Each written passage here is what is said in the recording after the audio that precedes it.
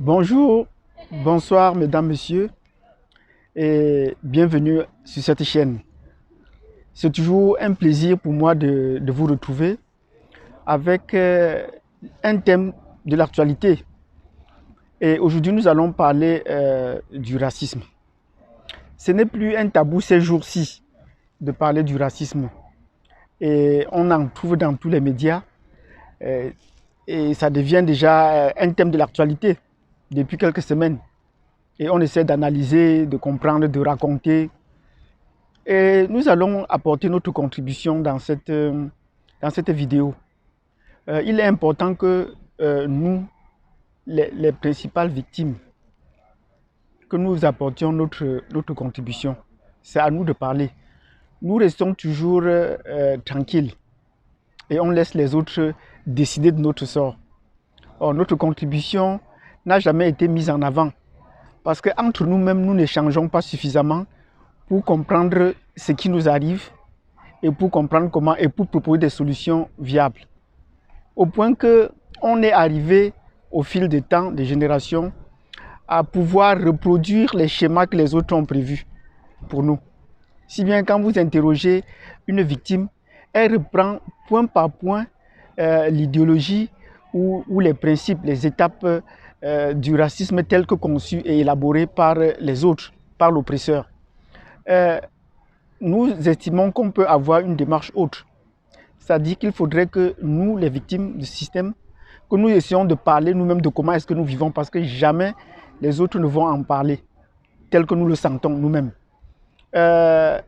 Si vous êtes intéressé de pouvoir comprendre le point de vue d'un Africain qui vit en Amérique du Nord avec cette situation, particulièrement au Canada, installez-vous confortablement. Et pour ceux qui me voient pour la première fois, je vous prie de vous abonner. Abonnez-vous sur cette chaîne parce que ça permettra qu'on déroule ce sujet, qu'on déroule cette thématique-là sur plusieurs sujets, sur plusieurs épisodes, je vais dire. Et abonnez-vous également pour connaître votre présentateur qui a déjà plusieurs centaines de vidéos à son actif et qui s'est fait l'effort de vous apporter des éléments nouveaux, des approches nouvelles sur des thématiques, sur des sujets qui sont des sujets de l'heure ou des sujets anciens mais qui sont préoccupants pour notre communauté. Et pour ceux qui sont déjà abonnés à ma chaîne, je n'oublie pas, ils savent ce qu'il y a lieu de faire. C'est de mettre un like avant de commencer à suivre la vidéo et surtout de préparer les commentaires. Et nous allons parler et je vous rappelle le thème dans un instant.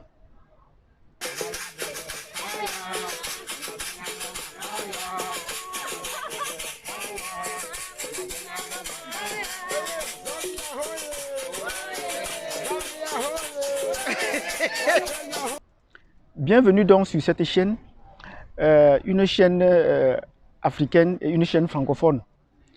Nous voulons donc partager un thème de l'actualité qui est en cours de nos jours. Et ce thème-là, ce sujet, c'est effectivement sur le racisme. Mais comment est-ce que les autres ont conçu ce sujet et comment est-ce qu'ils l'ont élaboré, comment est-ce qu'ils ont mis en place?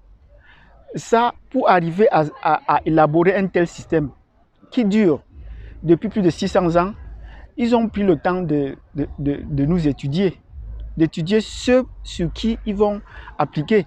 Et ils ont ajusté les mécanismes au fil du temps.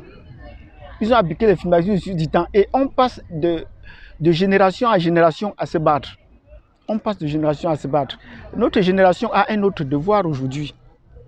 Et le devoir de notre génération, c'est de passer à une autre étape. Parce que la récente génération, déjà dans les années 70, se battait pour les droits civiques en Amérique du Nord, aux États-Unis. On se battait pour le droit de vote. Voilà, déjà ce qu'ils ont fait. Ils se battaient pour cela. Ben, la présente génération se bat pourquoi? C'est la première question que je vais d'abord poser, que je vais d'abord m'interroger.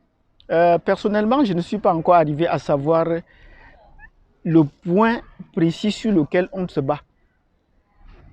On se plaint seulement qu'on est victime du racisme, mais est-ce qu'il y a un point précis sur lequel on se bat?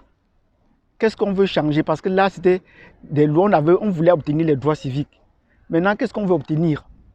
Pour le moment, quand on dit qu'on veut se battre, on organise des marches, on veut obtenir quoi? C'est la question que je me pose. Parce que tout repose sur le système de loi.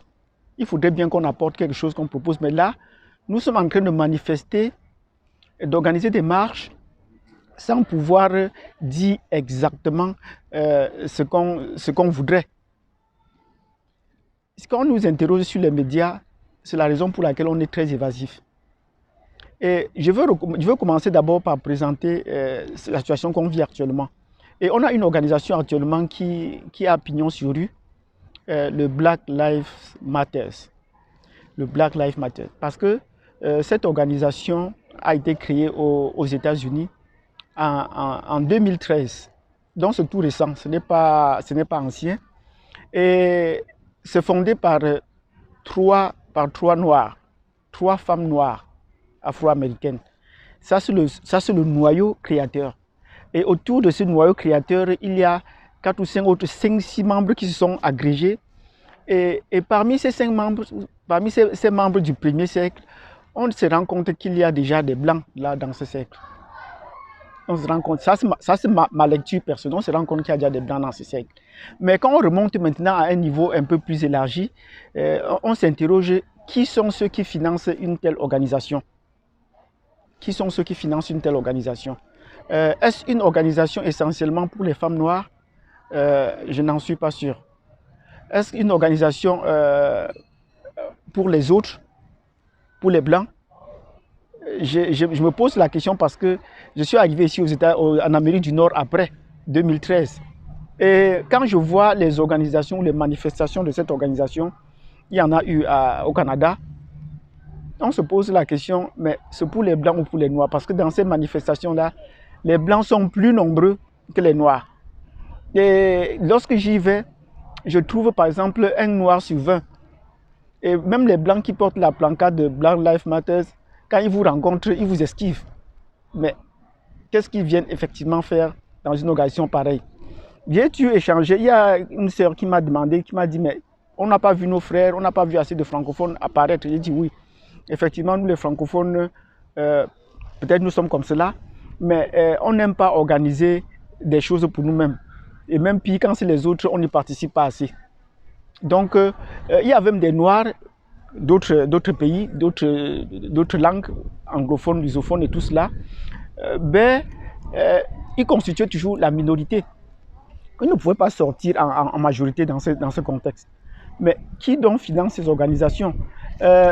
Ça, c'est une question que je vous pose et vous pouvez me dire comment est-ce que cette organisation est financée. Parce que j'ai compris des sons de cloche où est-ce que les Noirs ne sont pas à mesure eux-mêmes de lancer un mouvement comme ça et de le financer lui-même. Ou pourquoi pas arriver à un niveau où on pouvait me refuser le financement de ceux-là?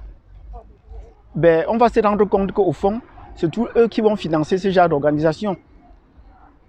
Parce que vous n'avez qu'à voir le nombre des adhérents ou des membres de gens qui participent. Les Noirs, même ou un Africain comme moi qui arrive ici, quand ils voient les manifestations, les organisations de ce mouvement, s'interroger si c'est un mouvement pour les Noirs. On va dire non, c'est pour tout le monde. Il faut vraiment qu'on sache ce qu'on veut. Quand ils ont leur organisation, c'est eux qui sont admis. Mais dès qu'un Noir organise quelque chose, il faut le contrôler, il faut le gérer, et il faudrait qu'on arrive à sortir de ces schémas-là.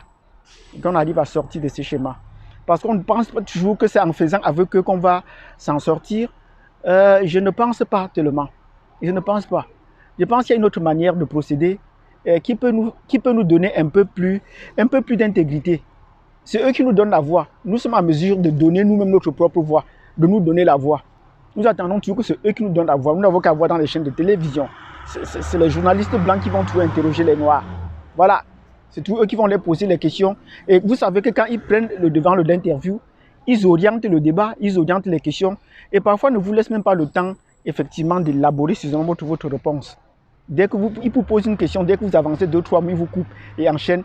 Et ainsi de suite, on présente cela comme l'idée actuelle. Pourtant, ce n'est pas le cas. Donc, nous allons profiter de cette vidéo pour revenir sur la question du racisme. Voilà ce que j'allais dire déjà pour l'actualité présente. Mais à quand est-ce que remonte le racisme? Du point de vue académique, quand j'ai essayé de faire mes recherches sur le racisme, je me rends compte que le racisme, on le présente toujours les faits actuels. On ne remonte pas suffisamment dans le temps, ou on ne prend pas les approches nécessaires qu'il faut. Donc dans cette vidéo, je vais essayer de vous montrer que on ne va pas profondément dans le mal, parce qu'il faut appeler ça le mal. On ne va pas profondément dans le mal. Je prends un exemple. Quand on va vous parler du racisme, on va prendre des événements comme se battre pour les droits civiques, la fin de l'esclavage, voilà. C'est à partir de ce moment-là qu'on va relater, où on va remonter peut-être au début de l'esclavage, ainsi de suite. Mais il est à noter, et il faut qu'on se retienne cela, l'esclavage remonte au 15e siècle. Donc les Noirs ont commencé à être brimés au 15e siècle.